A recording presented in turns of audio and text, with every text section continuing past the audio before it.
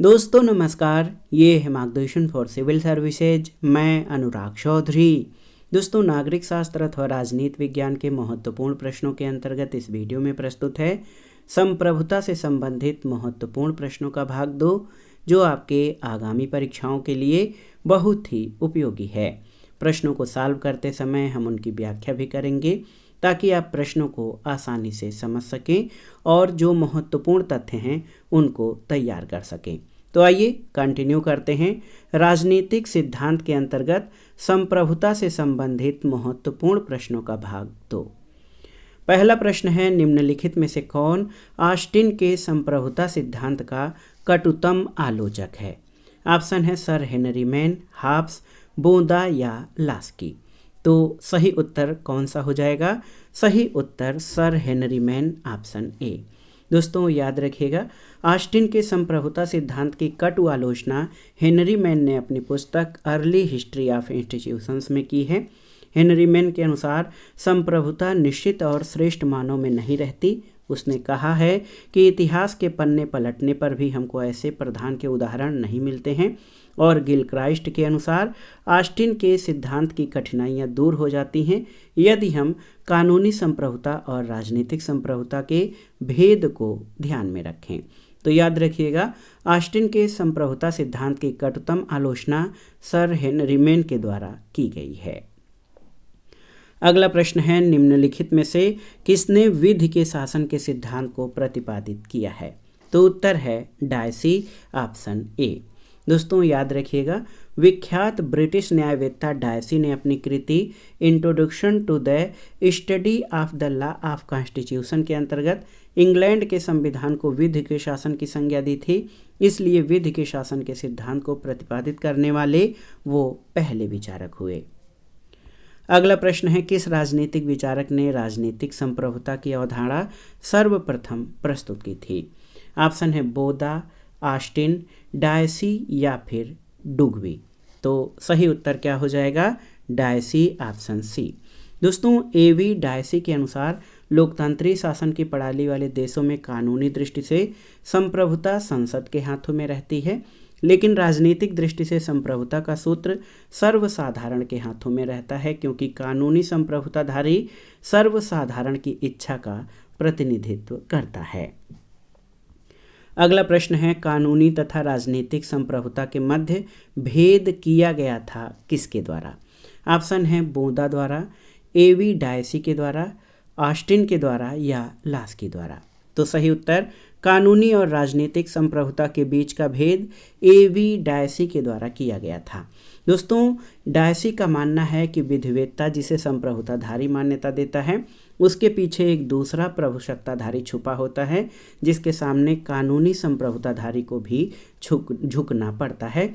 इसलिए राज्य के मंच पर हम जिस कानूनी प्रभुसत्ताधारी को काम करते हुए देखते हैं उसका सूत्रधार पर्दे के पीछे रहता है, और प्रभुसत्ता के इस रूप को हम राजनीतिक संप्रभुता या पॉलिटिकल सॉवरेनिटी कहते हैं।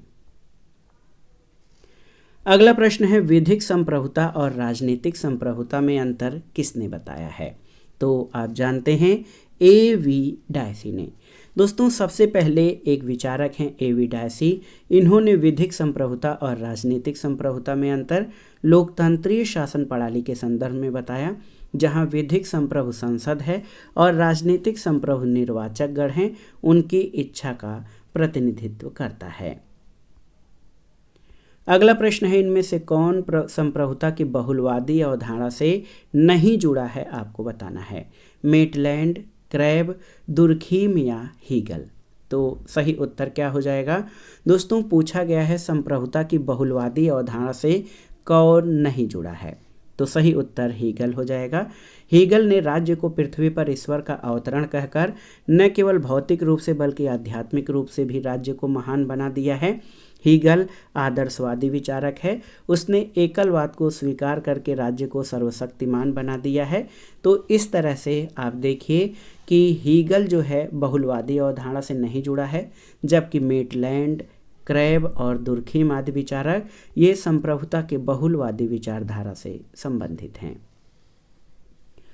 अगला प्रश्न है, कानूनी संप्रभुता का सिद्धांत किसने प्रतिपादित किया था? आपको बताना है। ऑप्शन है आमंड, ऑगस्टीन, ऑस्टिन या अरस्तू। तो सही उत्तर ऑस्टिन ने। दोस्तों, प्रभुसत्ता का कानूनी सिद्धांत जॉन ऑस्टिन की महत्वपूर्ण देन है। ऑस्टिन ने सकारात्मक कानून या पॉजिटिव लॉ का सिद्धांत प्रतिपादित किया है, जो राज्य की कानूनी संप्रभुता के साथ निकट से जुड़ा हुआ है। उसके अनुसार जो कानून सामाजिक संबंधों का नियमन करता है, जिसका ध्येय न्याय तथा जन कल्याण करना है, वह प्रभुसत्ताधारी की इच्छा की अभिव्यक्ति होता है। अगला प्रश्न है, निम्नलिखित में से कौन संप्रभुता की विशेषता नहीं है? सर्वव्यापकता, अस्थायित्व, अविभाज्यता या जनसंख्या। तो सही उत्तर आपका हो जाएगा दोस्तों, संप्रभुता की विशेषता में जनसंख्या शामिल नहीं है। संप्रभुता के कानूनी सिद्धांत के अंतर्गत संप्रभुता की जो विशेषताएं हैं उसमें वो है पूर्णता, सार्वभौमिकता, अदेयता, अस्थायित्व और अविभाज्यता। यानी संप्रभुता पूर्ण होती है, ये सार्वभौम है, ये किसी को दी नहीं जा सकती, ये अस्थायी होती है और अविभाज्य होती है। जनसंख्या राज्य का तत्व है, क्योंकि राज्य के 4 तत्व माने गए हैं: जनसंख्या, भूभाग, सरकार और संप्रभुता। अगले प्रश्न पर आते हैं दोस्तों, निम्नलिखित में से ये किसका वक्तव्य है कि संप्रभुता नागरिकों और प्रजाजनों के ऊपर विधि द्वारा अमर्यादित राज्य की सर्वोच्च शक्ति है? तो ये परिभाषा बोदा की है। दोस्तों, ज्यां बोदा के अनुसार संप्रभुता नागरिकों और प्रजाजनों के ऊपर विधि द्वारा अमर्यादित राज्य की सर्वोच्च शक्ति है। बोदा का कार्यकाल या बोदा का समयकाल 1530 से 1596 था। ये 16वीं शताब्दी का प्रसिद्ध फ्रांसीसी राजनीतिक दार्शनिक और न्यायवेत्ता था। राजनीतिक दर्शन के क्षेत्र में बोदा की ख्याति प्रभुसत्ता की संकल्पना और आधुनिक पूर्णतावाद के सिद्धांतकार के रूप में है। बोदा की प्रसिद्ध पुस्तक 6 बुक्स ऑफ कंसर्निंग रिपब्लिक है। अगला प्रश्न बहुत ही महत्वपूर्ण है, कौन सा सिद्धांत एकत्ववादी संप्रभुता का विरोधी है? आपको बताना है। समाजवाद, बहुलवाद, व्यक्तिवाद या उदारवाद। तो सही उत्तर बहुलवाद जो है एकत्ववादी या एकलवादी संप्रभुता का विरोधी सिद्धांत है। प्रभुसत्ता के एकलवादी या एकत्ववादी सिद्धांत के अनुसार प्रभुसत्ता राज्य का सारभूत और अनिवार्य लक्षण है। इसके बिना कोई समाज राज्य का रूप धारण नहीं कर सकता, जबकि बहुलवादी विचारधारा के अनुसार राज्य की रचना के लिए प्रभुसत्ता अनिवार्य नहीं है। बहुलवादी सत्ता के केंद्रीकरण के विरुद्ध हैं और राज्य और समाज को एक नहीं मानते, यद्यपि वे राज्य को समाज की महत्वपूर्ण संस्था के रूप में मानते हैं।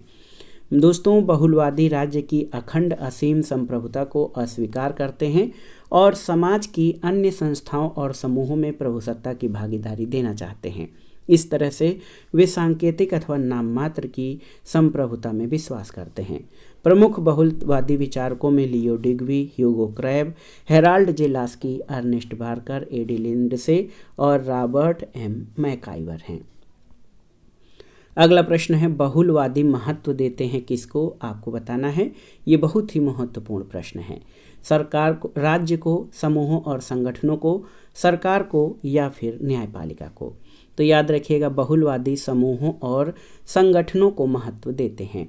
दोस्तों, बहुलवादी सत्ता के केंद्रीकरण के विरुद्ध हैं और ये तर्क देते हैं कि राज्य में कार्यकुशलता का नितांत अभाव होता है। वे राज्य की अखंड असीम संप्रभुता को अस्वीकार करके समाज के अंतर्गत अन्य संस्थाओं को बड़ा हिस्सा देने की मांग करते हैं। अगला प्रश्न है, निम्नलिखित में से कौन एक बहुलवादी विचारक नहीं है? आपको बताना है। GDH कोल, जॉन ऑस्टिन, अर्नेस्ट बार्कर या HJ लास्की? तो सही उत्तर जॉन ऑस्टिन, ऑप्शन बी। दोस्तों, याद रखिएगा, ऑस्टिन एकलवादी विचारक हैं, न कि बहुलवादी। इसके अलावा GDH कोल, अर्नेस्ट बार्कर और HJ लास्की ये बहुलवादी विचारक हैं। बहुलवाद एकत्ववाद की विरोधी विचारधारा है। बहुलवादी विचारधारा का प्रवर्तन ऑटो वान गियरके और मेटलैंड के द्वारा किया गया था। जॉन ऑस्टिन संप्रभुता के एकलवादी सिद्धांत के प्रवर्तक हैं। अगला प्रश्न है, ऑस्टिन की संप्रभुता सिद्धांत का सर्वाधिक महत्वपूर्ण निर्णायक तत्व क्या है? ये निरंकुश है, ये विभाज्य है, ये निरंकुश नहीं है और व्यक्ति को विद्रोह करने का अधिकार है। बहुत ही महत्वपूर्ण प्रश्न है, तो सही उत्तर ऑप्शन ए हो जाएगा। दोस्तों, ऑस्टिन संप्रभुता के कानूनी सिद्धांत के प्रमुख प्रवक्ता माने जाते हैं। इनकी कृति लेक्चर्स ऑन ज्यूरिस्प्रूडेंस है। इसमें ऑस्टिन ने माना है कि कानून की प्रामाणिकता के लिए राज्य की निरंकुश शक्ति को स्वीकार करना पड़ेगा। यदि कानून के पीछे दंड की शक्ति नहीं होगी तो वह नागरिक समाज में प्रभावशाली भूमिका नहीं निभा पाएगा। अगला प्रश्न है, निम्नलिखित में से कौन एक बहुलवादी है? David Easton, Gabriel Almond, Robert Dahl या अरस्तु? तो सही उत्तर रॉबर्ट डहेल बहुलवादी विचारक हैं। रॉबर्ट डहेल की पुस्तक है ए प्रीफेस टू डेमोक्रेटिक थियरी। इसमें उन्होंने लोकतंत्र के बहुलवादी स्वरूप को प्रस्तुत किया है। अगला प्रश्न है, निम्नलिखित में से कौन संप्रभुता के बहुलवादी सिद्धांत का प्रथम प्रवर्तक था? ऑप्शन है लास्की, जियाबोदा, मैकाइवर या ऑटो वान गियर्के। तो याद रखिएगा ऑटो वान गियर्क। दोस्तों, संप्रभुता के बहुलवादी सिद्धांत का विचार सबसे पहले ऑटो वान गियर्क और मेटलैंड ने दिया। इन्होंने समूहों के वास्तविक व्यक्तित्व को स्वीकार करते हुए संप्रभुता के एकलवादी सिद्धांत को चुनौती दी थी। अगले प्रश्न पर आते हैं, किसका कथन है कि शक्ति भ्रष्ट करती है और पूर्ण शक्ति पूर्ण रूप से भ्रष्ट करती है? तो याद रखना चाहिए, ये कथन बहुत ही महत्वपूर्ण है। Power corrupts, absolute power corrupts absolutely, ये लॉर्ड एक्टन का कथन है। ऑप्शन डी आपका सही उत्तर है। अगले प्रश्न पर आते हैं दोस्तों, बहुलवाद ऑस्टिन के संप्रभुता सिद्धांत का क्या है आपको बताना है। बहुत ही महत्वपूर्ण प्रश्न है। बहुलवाद ऑस्टिन के संप्रभुता सिद्धांत का है विरोधी, समर्थक, न तो विरोधी न समर्थक या उपर्युक्त में से कोई नहीं। तो सही उत्तर विरोधी है। बहुलवाद ऑस्टिन के संप्रभुता सिद्धांत का विरोधी है। ऑस्टिन के संप्रभुता सिद्धांत के अनुसार यदि कोई निश्चित मानवीय सत्ता अपने जैसी किसी अन्य सत्ता की आज्ञा मानने में अभ्यस्त न हो, बल्कि प्रस्तुत समाज के लोग उसकी आज्ञा मानने में अभ्यस्त हों, तो इस निश्चित मानवीय सत्ता को समाज में प्रभुसत्ताधारी कहेंगे और उस समाज को राजनीतिक और स्वाधीन समाज कहा जाएगा। ऑस्टिन का प्रभुसत्ता संबंधी उपर्युक्त मत प्रभुसत्ता के एकलवादी सिद्धांत की स्थापना करता है। 19वीं सदी में प्रभुसत्ता के बहुलवादी सिद्धांत का उदय हुआ, जिसने राज्य के एक तत्वी यानी मोनोस्टिक स्वरूप और उसकी अखंड संप्रभुता का खंडन करके उसे समाज की अन्य संस्थाओं के समकक्ष रखा और सामाजिक उद्देश्यों की पूर्ति के लिए राज्य के साथ साथ अन्य सामाजिक संस्थाओं के महत्व पर बल दिया। तो याद रखिएगा, बहुलवाद ऑस्टिन के संप्रभुता सिद्धांत का विरोधी सिद्धांत है। अगला प्रश्न है, संप्रभुता की अवधारणा प्रमुखतया कैसी अवधारणा है आपको बताना है। राजनीतिक, विधिक, दार्शनिक या उपर्युक्त में से कोई नहीं। तो संप्रभुता की अवधारणा प्रमुखतया विधिक अवधारणा है। बोंदा, हाब्स ऑस्टिन राज्य को एकमात्र संस्था मानते हैं जो समाज के लिए कानून बनाता है। कानून की दृष्टि से राज्य की सत्ता अनन्य, सर्वोच्च और असीम है और इस सिद्धांत को ही प्रभुसत्ता का एकलवादी सिद्धांत कहा जाता है। अगला प्रश्न है, निम्नलिखित किन दो के राजनीतिक दर्शन में ये मत व्यक्त किया गया है कि समितियां राज्य संप्रभुता के लिए हानिकारक हैं? ऑप्शन है बोंदा, हाब्स, रूसो या ऑस्टिन। तो सही उत्तर इसका हो जाएगा हाब्स और रूसो। ऑप्शन डी सही उत्तर हो जाएगा, ख और ग। तो याद रखिएगा, हाब्स और रूसो के राजनीतिक दर्शन में ये मत व्यक्त किया गया है कि समितियां जो हैं ये राज्य संप्रभुता के लिए हानिकारक हैं। अगला प्रश्न है, यदि संविधान परम संप्रभु है तो तात्कालिक संप्रभुता आरोपित है किसमें? राष्ट्र में, निर्वाचक गण में, विधि निर्माता निकाय में या शासक दल में? तो सही उत्तर विधि निर्माता निकाय में। दोस्तों, यदि संविधान परम संप्रभु है तो तात्कालिक संप्रभुता संविधान का निर्माण करने वाले विधि निर्माता निकाय में आरोपित होगी। अगला प्रश्न है, परंपरागत संप्रभुता के विचार का बहुलवादी विरोध करते हैं, इसका प्रमुख कारण क्या है? तो उत्तर है, बहुलवादी मानते हैं कि दूसरे संगठन भी उतने ही महत्वपूर्ण हैं जितना कि राज्य। दोस्तों, परंपरागत संप्रभुता के विचार का बहुलवादी विरोध करते हैं क्योंकि उनके अनुसार समाज के अन्य संगठन और संस्थाएं उतने ही महत्वपूर्ण हैं जितना कि राज्य। वे ये नहीं मानते कि मनुष्य की सामाजिक प्रकृति एक ही संगठन में पूरी तरह व्यक्त हो सकती है, जिसे राज्य कहते हैं। और संप्रभुता के जो समर्थक विचारक हैं एकल संप्रभुता के, वो मानते हैं कि संप्रभुता राज्य का आवश्यक तत्व है, लेकिन बहुलवादी कहते हैं कि समाज के अन्य संगठन और संस्थाएं उतने ही महत्वपूर्ण हैं जितना कि राज्य। अगला प्रश्न है, निम्नलिखित में से कौन संप्रभुता के वैधानिक सिद्धांत का आलोचक नहीं है? ऑप्शन है देखिए, क्रैब, हॉलैंड, गार्नर या डिग्वी। बहुत ही महत्वपूर्ण प्रश्न है कि संप्रभुता के वैधानिक सिद्धांत का आलोचक कौन नहीं है। तो सही उत्तर आपका हो जाएगा गार्नर, ऑप्शन सी। दोस्तों याद रखिएगा, वैधानिक संप्रभु वह है जिसके पास कानून निर्माण करने और उसे लागू करने की सर्वोच्च शक्ति होती है, और कानूनी संप्रभु सदैव निश्चित तथा स्पष्ट होता है। ब्रिटेन में सम्राट सहित संसद कानूनी संप्रभु का सर्वश्रेष्ठ उदाहरण है। हॉलैंड, क्रैब और डिग्वी ने संप्रभुता के वैधानिक सिद्धांत की आलोचना किया है, किंतु गार्नर इस सिद्धांत के आलोचक नहीं हैं। तो याद रखिएगा, संप्रभुता के वैधानिक सिद्धांत के आलोचक गार्नर नहीं हैं। अगला प्रश्न बहुत ही महत्वपूर्ण है कि लोकप्रिय संप्रभुता किसमें निहित होती है, आपको बताना है। ऑप्शन है राष्ट्रपति में, प्रधानमंत्री में, जनता में या संसद में। तो सही उत्तर जनता में। दोस्तों लोकप्रिय संप्रभुता या पॉपुलर सॉवरेनिटी ये जनता में निहित होती है। लोकप्रिय संप्रभुता का विचार नैतिक आधार पर जनता को प्रभुसत्ता का उपयुक्त पात्र मानता है। दोस्तों लोकप्रिय संप्रभुता की अनिवार्य शर्तें क्या हैं? तो इसमें सार्वजनिक मताधिकार, विधानमंडल पर सर्वसाधारण के प्रतिनिधियों का नियंत्रण और राष्ट्र के वित्त पर जनप्रतिनिधियों के सदन का नियंत्रण। और इस संकल्पना के अनुसार शासक वर्ग शासन का संचालन जनहित को ध्यान में रखकर करता है और अपने स्वार्थों की सिद्धि के लिए नहीं। वह तभी तक सत्ता धारण करेगा जब तक उसे सर्वसाधारण का विश्वास प्राप्त हो, और ये सिद्धांत लोकतंत्र के चिरसम्मत सिद्धांत की सर्वोत्तम अभिव्यक्ति है। लोकप्रिय संप्रभुता की संकल्पना जे रूसो के राजनीतिक दर्शन का सार तत्व है, और लोकप्रिय संप्रभुता की अवधारणा लोक राजनीति और विधिक सत्ता के स्रोत हैं। अगला प्रश्न है, किस राजनीति विज्ञानी ने व्यवहारवादी उपागम के राजनीति विज्ञान के अध्ययन में जिम्मेदारी निभाई? बहुत ही महत्वपूर्ण प्रश्न है। दोस्तों ऑप्शन है David Easton, Karl Deutsch, Robert A Dahl या एमिल बोरेल। तो सही उत्तर ऑप्शन ए डेविड ईस्टन। दोस्तों राजनीति विज्ञान में व्यवहारवादी उपागम के अध्ययन में डेविड ईस्टन ने महत्वपूर्ण भूमिका निभाई। व्यवहारवादी विचारकों में डेविड ईस्टन की महत्वपूर्ण भूमिका है। उनका कहना है कि व्यवहारवादी शोध हाड़ मांस से बने इंसान को ऊंचा उठाकर उन पर हमारी दृष्टि केंद्रित करता है। व्यक्तियों का मानवीय भावनाओं के साथ गहरा संबंध ढूंढा जा सकता है, और डेविड ईस्टन ने व्यवहारवाद के कुछ उद्देश्यों की चर्चा की। उसे बौद्धिक आधार स्तंभ की संज्ञा दी है। इन आधार स्तंभों पर ही समस्त व्यवहारवादी आंदोलन रूपी भवन खड़ा है। इसे व्यवहारवाद के मूल सिद्धांत और उद्देश्य के नाम से जाना जाता है।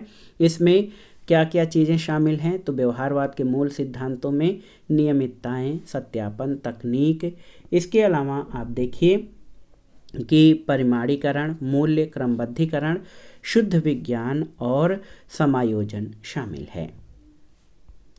अगला प्रश्न है, संप्रभुता एक विशिष्टता है किसकी? जनता की, राज्य की, सरकार की या संसद की? तो सही उत्तर है संप्रभुता राज्य की महत्वपूर्ण विशिष्टता है। मनुष्यों के किसी समुदाय को राज्य की संज्ञा तभी दी जा सकती है जब इसमें 4 तत्व हैं जो कि राज्य के अनिवार्य तत्व हैं। ये हैं जनसंख्या, भूभाग, सरकार और संप्रभुता। संप्रभुता ही राज्य का विशिष्ट तत्व है जो अन्य समुदायों से राज्य को पृथक करता है, और संप्रभुता के कारण राज्य अपने अधिकार क्षेत्र में सर्वोच्च शक्ति का प्रयोग करता है और अन्य राज्यों के साथ अपने संबंधों को निर्धारित करता है।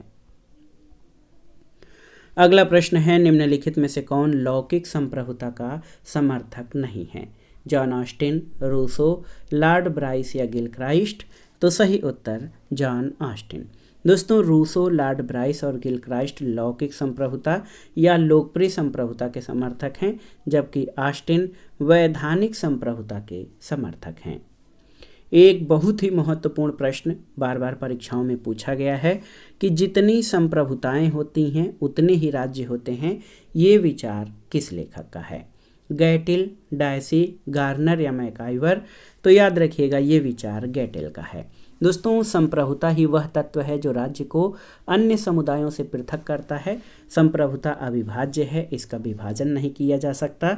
इस संदर्भ में गैटिल ने लिखा है कि यदि संप्रभुता परम पूर्ण नहीं है तो किसी राज्य का कोई अस्तित्व नहीं है, और यदि संप्रभुता विभाजित है तो एक से अधिक राज्यों का अस्तित्व हो जाता है, यानी जितनी संप्रभुताएं होंगी उतने राज्य हो जाएंगे। तो मैकाइवर जो हैं बहुलवादी विचारक हैं, इसके अनुसार राज्य में संप्रभुता विभिन्न संघों में विभाजित होती है, यानी संप्रभुता के विभाजन से राज्य का विभाजन नहीं होता है, ऐसा मैकाइवर का मानना है। लेकिन जितनी संप्रभुताएं होती हैं उतने राज्य होते हैं, ये गैटिल का कथन है। अगला प्रश्न है बहुत ही महत्वपूर्ण, क्योंकि समाज संघात्मक है इसलिए सत्ता भी संघात्मक होनी चाहिए, ये कथन किसका है? तो सही उत्तर लास्की। दोस्तों, लास्की का कहना है चूंकि समाज संघीय है इसलिए सत्ता भी संघीय होनी चाहिए। सत्ता किसी व्यक्ति, संस्था, निगम या आदेश का ऐसा गुण है जिसके निर्देश को सही या प्रामाणिक मानकर उसका स्वेच्छा से प्रयोग किया जाता है। जोसेफ डी मैस्ट्रे के अनुसार सत्ता के सिद्धांतों में विश्वास व्यवस्था को सुरक्षित रखने का एकमात्र साधन है। अगला प्रश्न बहुत ही महत्वपूर्ण कथन है। आपको बताना है कि ये किसने कहा है, यदि अधिसत्ता संपूर्ण नहीं है तो कोई राज्य अस्तित्व में नहीं रहेगा। ऑप्शन है जॉन ऑस्टिन, गैटिल, हाब्स या जॉन लॉक। तो सही उत्तर गैटिल। दोस्तों, गैटिल का कहना है कि यदि अधिसत्ता संपूर्ण नहीं है तो कोई राज्य अस्तित्व में नहीं रहेगा। इस कथन का संबंध गैटिल से है, लेकिन इसको अवधारणा के रूप में इसका संबंध हाब्स और ऑस्टिन से है। कथन पूछा गया है तो गैटिल इस प्रश्न के सही उत्तर हो जाएंगे। अगला प्रश्न है, एक कथन है कि जिस तरह बिना आत्मविनाश के व्यक्ति अपने जीवन और व्यक्तित्व को दूसरे को नहीं दे सकता, एक पेड़ अपने अंकुरित होने के अधिकार को दूसरे को नहीं दे सकता, उसी प्रकार बिना आत्मविनाश के संप्रभुता दूसरे को नहीं दी जा सकती है। ये कथन किसका है? सीले, लीवर, गार्नर या गैटिल? तो ये लीवर या लाइवर का कथन है, याद रखिएगा। दोस्तों, संप्रभुता का अंग्रेजी जो पर्यायवाची है सॉवरेनिटी है।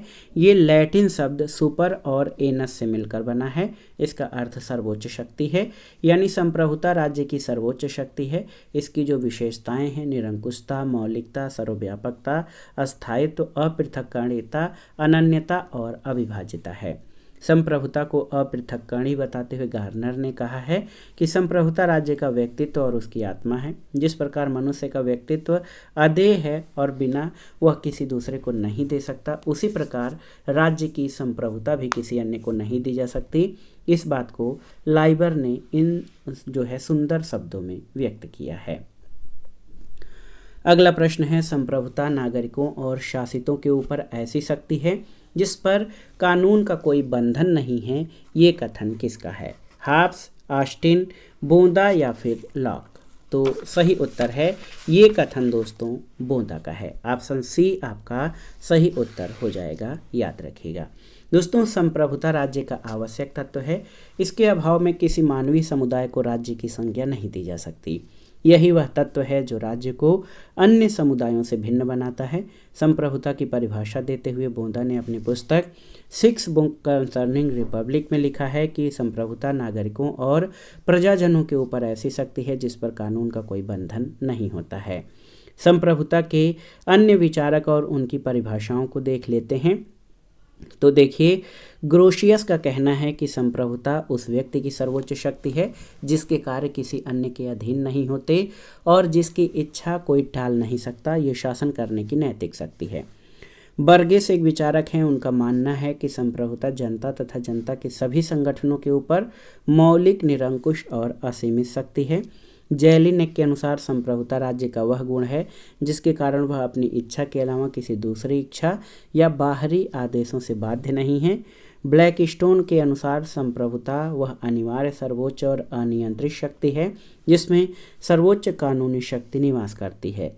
बिलोबी के अनुसार संप्रभुता राज्य की सर्वोच्च इच्छा है और प्रभुसत्ता ऐसी शक्ति है जो राज्य को अन्य समुदायों से अलग करती है, इसलिए संप्रभुता को राज्य का प्राण तत्व कहा जाता है।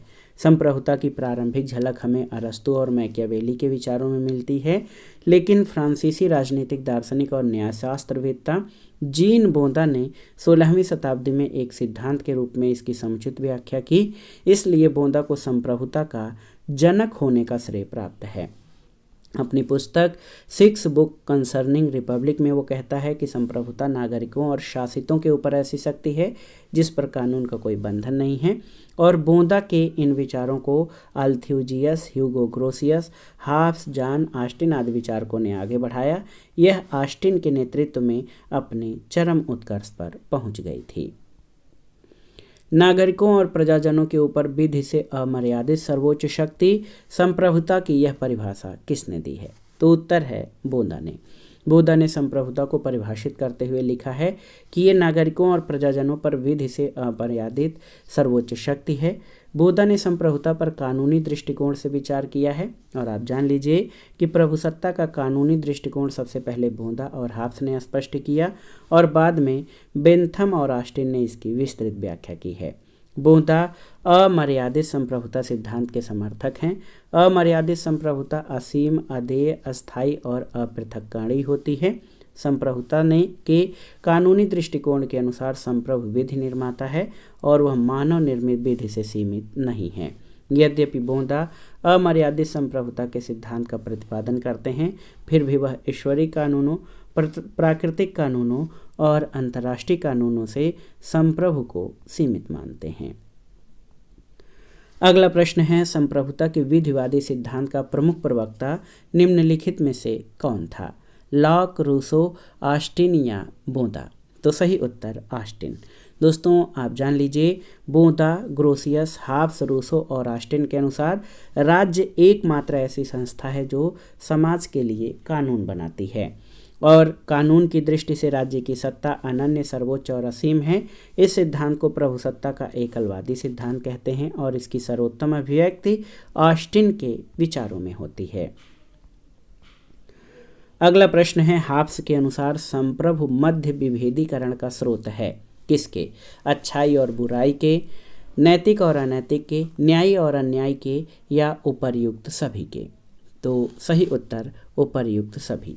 दोस्तों हाफ्स ने संप्रभु को इतना सर्वोच्च और निरंकुश बना दिया कि वो सभी बातों का निर्णय करने का अंतिम प्राधिकार रखता है। अच्छाई बुराई, न्याय अन्याय और नैतिक अनैतिक, ये सभी बातें सत्ता के निर्माणाधीन हैं। एक देखिए बहुत ही महत्वपूर्ण कथन है, बार बार परीक्षाओं में पूछा जाता है कि राजनीति विज्ञान की सबसे बड़ी सेवा ये होगी कि संप्रभुता की अवधारणा को समाप्त कर दिया जाए। ये कथन किसका है? लास्की, गेटेल, गिलक्राइस्ट या प्लेटो? तो सही उत्तर लास्की का। दोस्तों लास्की राज्य के संप्रभुता के दावे से इनकार करते हैं। वो कहते हैं कि राजनीति विज्ञान के लिए ये अस्थायी हित की बात होगी कि वह संप्रभुता संपन्न राज्य के विचार का त्याग कर दे। इस अवधारणा ने अंतर्राष्ट्रीय जगत में अराजकता मचा रखी है, इसलिए अस्थायी शांति के लिए इसे त्यागना होगा। इंग्लैंड के राजनीति विज्ञान के विद्वान हेरोल्ड लास्की ने अपनी पुस्तक ए ग्रामर ऑफ पॉलिटिक्स और अन्य कृतियों में एकलवादी प्रभुसत्ता की कठोर निंदा की और ये दर्शाने का प्रयास किया कि एकलवादी प्रभुसत्ता का सिद्धांत 20वीं शताब्दी की परिस्थितियों और वातावरण को देखते हुए एक विनाशकारी सिद्धांत है। उनके शब्दों में, यदि प्रभुसत्ता संबंधी संपूर्ण विचार को त्याग दिया जाए तो ये राजनीति शास्त्र के लिए अस्थायी लाभ होगा। लास्की आगे कहते हैं, अंतर्राष्ट्रीय दृष्टि से स्वतंत्र और सर्वोच्च सत्ता संपन्न राज्य का विचार मानवता के कल्याण के लिए घातक है। अगला है, निम्नलिखित में से कौन नागरिक संप्रभुता के सिद्धांत से संबंधित है? John Dewey, John Strachey, R H. Tawney या एस.जी. हॉब्सन? तो सही उत्तर ऑप्शन सी, आर.एच. टॉनी। दोस्तों नागरिक संप्रभुता सिद्धांत का संबंध आर.एच. टॉनी से है। इनके अनुसार राज्य का कार्य नागरिकों को सेवाएं उपलब्ध कराना है, इसलिए अंततः नागरिक ही राज्य के कार्यों का मूल्यांकन कर उसके औचित्य का निर्धारण करते हैं। अगला प्रश्न है, निम्नांकित में से किसका विचार है कि सार्वजनिक सेवा न कि संप्रभुता राज्य की अनिवार्य विशेषता है। ऑप्शन है ऑटो वान गियर के, लियो डिग्वी, अर्नेस्ट बार्कर या एडी लिंड से। तो सही उत्तर ऑप्शन बी, लियो डिग्वी। याद रखिएगा, सार्वजनिक सेवा न कि संप्रभुता राज्य की अनिवार्य विशेषता है, ये लियो डिग्वी का कथन है। और डिग्वी के चिंतन में राज्य के कर्तव्यों को प्रमुखता दी गई है, अधिकारों को नहीं। राज्य का बुनियादी लक्षण जनसेवा है, प्रभुसत्ता नहीं। एक और देखिए, बहुत ही महत्वपूर्ण कथन है कि जब संप्रभुता सही हाथों में विद्यमान होती है तो स्वतंत्रता बढ़ जाती है। ये कथन किसका है। ऑप्शन है फ्रीडमैन, हायक, आइजिया बर्लिन या एल स्ट्रास। तो सही उत्तर ऑप्शन सी, आइजिया बर्लिन। दोस्तों, आई बर्ली ने अपनी पुस्तक 4 एसे ऑन लिबर्टी में लिखा है कि राज्य व्यक्ति की स्वतंत्रता में भले ही कुछ बंधन लगाए, लेकिन ऐसा कोई बंधन नहीं होना चाहिए जो उसकी पसंद के क्षेत्र का हनन करे। जब प्रभुसत्ता सही हाथों में होती है तो स्वतंत्रता वृद्धि या स्वतंत्रता बढ़ जाती है। ये आइजिया बर्लिन का कथन है। अगला प्रश्न कथन और कारण से संबंधित है। आप देखिए, कथन है कि मध्य युग में संप्रभुता की अवधारणा विकसित नहीं हो सकी। बिल्कुल सही। कारण है कि मध्य युग में सामाजिक व्यवस्था विकेंद्रीकृत और ईसाईपन से ओतप्रोत थी। तो बिल्कुल सही, कथन और कारण दोनों सही हैं और कथन की सही व्याख्या कारण करता है। दोस्तों, आप देख सकते हैं कि मध्य युग में संप्रभुता के विकास न होने का कारण सामंतवादी व्यवस्था थी, जिसमें शक्ति के अनेक केंद्रों के साथ साथ धर्मतंत्र का व्यापक प्रभाव था और इसके कारण राष्ट्र राज्य की अवधारणा का विकास नहीं हो सका था। अगला प्रश्न है, किसने परिभाषित किया है कि संप्रभुता ऐसी सर्वोच्च सत्ता है जो अन्य किसी सांसारिक सत्ता से स्वतंत्र है। ऑप्शन है केल्सन, बिलोबी, ओपेनहाइम और बेंथम। तो सही उत्तर है ओपेनहाइम, ऑप्शन सी। दोस्तों, ओपेनहाइम ने संप्रभुता के बारे में कहा है कि यह सर्वोच्च प्राधिकार है जो किसी भी सांसारिक सत्ता से स्वतंत्र या उसके ऊपर है। एक और देखिए, बहुत ही महत्वपूर्ण प्रश्न और ये बार बार परीक्षाओं में पूछा गया है। संप्रभुता एक संपूर्ण वस्तु है, इसे विभाजित करने का अर्थ है इसे नष्ट करना। ये राज्य में सर्वोच्च शक्ति है और हम जितना अर्धवर्ग अथवा अर्ध त्रिभुज की बात कर सकते हैं उतनी ही अर्ध संप्रभुता की। ये कथन किसका है। तो ये कैल्हन का कथन है। दोस्तों, संप्रभुता को राज्य का प्राण तत्व कहा जाता है। इसका वर्णन एकलवादी, बहुलवादी और दार्शनिक सिद्धांतों में किया गया है। संप्रभुता के एकलवादी सिद्धांत में इसकी जो विशेषताएं बताई गई हैं उसमें निरंकुशता, मौलिकता, सर्वव्यापकता, अस्थायित्व, अपृथक्कारिता, अनन्यता और अविभाज्यता हैं। संप्रभुता के अविभाज्यता के समर्थन में कहा गया है कि संप्रभुता पूर्ण है, उसके विभाजन का अर्थ उसे नष्ट करना अथवा एक से अधिक राज्यों की रचना करना है। इस संबंध में एक विचारक हैं कैल्हन। उन्होंने लिखा है कि संप्रभुता एक पूर्ण वस्तु है। जिस तरह से एक अर्धवर्ग अथवा अर्ध त्रिभुज की कल्पना नहीं कर सकते, उसी प्रकार आधी अथवा तिहाई संप्रभुता की कल्पना नहीं की जा सकती।